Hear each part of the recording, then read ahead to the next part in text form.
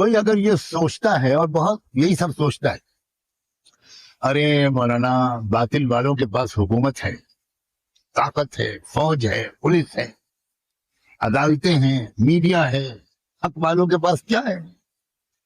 ہم لوگ کیا کر سکتے ہیں؟ باطل والے بڑے طاقتور ہیں۔ ٹھیک اس زمانے میں اللہ ایک بار پھر اللہ اپنی طاقت دکھا رہے ہیں۔ اب پچھلی کہانیوں کی بھی ضرورت نہیں رہی۔ دیکھ لو افغانستان کو، دنیا میں سب سے غریب ملک ہے، سب سے غریب قوم ہے، اور 40 سال سے دنیا کی سب سے طاقتور حکومتوں کا مقابلہ وہ سب سے غریب ایمان والے کر رہے ہیں۔ اور اب حالت یہ ہے کہ دنیا کی سب سے بڑی طاقتیں ٹرک کی لائٹ بجھا کر بھاگنے پر مجبور ہیں۔ واہ سبحان اللہ، انتم الاعلون ان کنتم مؤمنین۔ کیا طاقت ہے ان کے پاس ایمان کے سوا؟ کیا طاقت ہے؟ کون سے ہتھیار ان کے پاس ہیں بھائی؟ 48 ملکوں کی فوجیں، لیٹسٹ ٹیکنالوجی، سب سے طاقتور ہتھیار، کیا نہیں ہے ان کے پاس؟ مگر مقابلے میں کون کھڑا ہے؟ ایمان والے۔ ان کے پاس ہتھیار نہیں ہے، ان کے پاس پہننے کے لیے کافی کپڑے نہیں ہیں، ان کے پھٹے پرانے چپل ہوتے ہیں، پھٹے ہوئے کئی جگہ سے سلے ہوئے، یہ ہے ان کے پاس۔ مگر اللہ تعالی دکھا رہے ہیں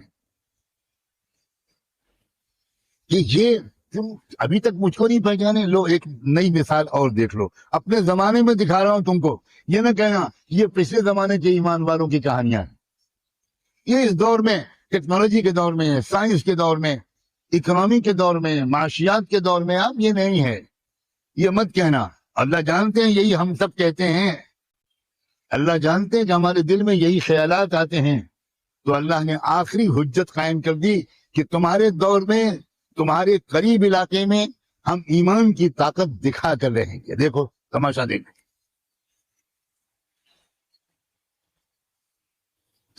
دوسرے، بیت المقدس، فلسطین کا علاقہ، عربوں نے غداری کر دی، حکومتوں نے بے وفائی کر دی، سب اسرائیل کے ایجنٹ بن گئے، بیچ کھایا انہوں نے سب کچھ۔ مگر سلام ہو شیخ احمد یاسین، اللہ ان کے درجے بلند کرے، ان کی تربیت کیے ہوئے جوانوں جیالوں پر اللہ لاکھوں سلام بھیجے۔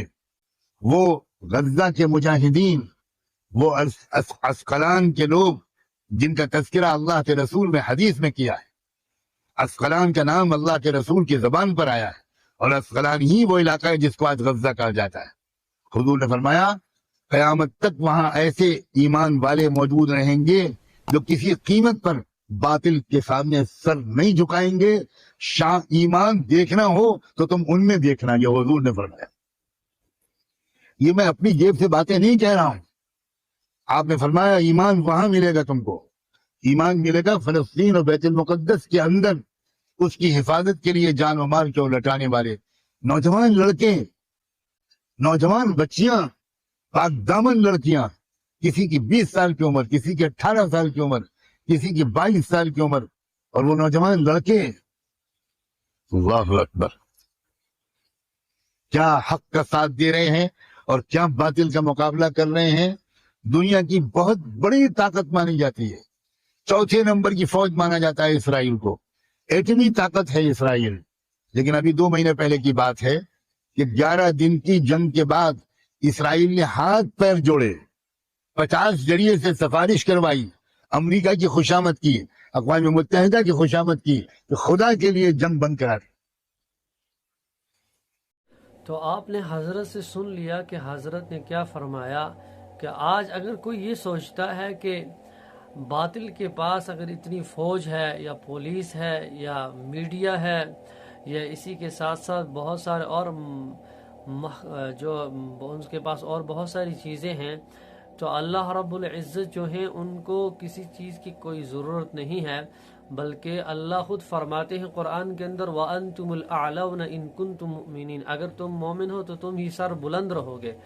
تو قرآن کریم کے اندر یا پہلی قوموں کے اندر جو اللہ کے ساتھ ٹکراؤ کا یا اللہ سے کیا کرنے سے اللہ کی نافرمانی کر رہی تھی تو اس وقت اللہ تعالیٰ نے ان کو نیست و نابود فرمایا.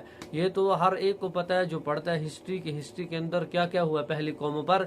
اور آج کے دور کے اندر بھی اس وقت جو جتنے بھی ممالک ہیں سب ممالک کے اندر آپ سب سے دیکھیں کہ جو سب سے کم درجے کی جو حکومت تھی وہ تھی افغانستان کے اندر. اب آپ خود دیکھتے ہو کہ 40 سال کے بعد افغانستان نے پوری حکومتوں کو کیا کر دیا ہے, سر جھکا دیا ہے. تو اللہ تبارک و تعالی کسی کے اس میں نہیں آتے ہیں اور نہ ہی اس میں انسان کو سر جھکانا چاہیے, بلکہ خود اللہ تعالیٰ فرماتے ہیں کہ اگر تم مومن ہو تو تم ہی سر بلند رہو گے. تو اس لیے حضرت کا یہ بیان تمام مسلمانوں کو سننا چاہیے اور اس پر غور و فکر کرنا چاہیے. اور بعض کہتے ہیں کہ اگر آپ حق پر ہو آپ کو کوئی چیز نہیں ہے, اسی لیے کہا اللہ نے کہ اگر تم پکے اور سچے مومن ہو تو تم ہی سر بلند رہو گے. تو اگر ہم اس پر عمل کریں گے اللہ تمام جتنے بھی مؤمنین مؤمنات مسلمین مسلمات دنیا کے اندر ہیں اللہ رب العزت ہر ایک کو کیا کریں گے, کامیاب کریں گے. اس دنیا میں بھی کامیاب کریں گے اور آخرت کے اندر بھی کامیاب کریں گے. اور نا امید نہیں ہونا ہے. لا تقنطوا من رحمت اللہ, اللہ خود فرماتے ہیں کہ میری رحمت سے نا امید نہ ہو. اس لیے ہمیں اس بات پر عمل کرنا چاہیے. السلام علیکم.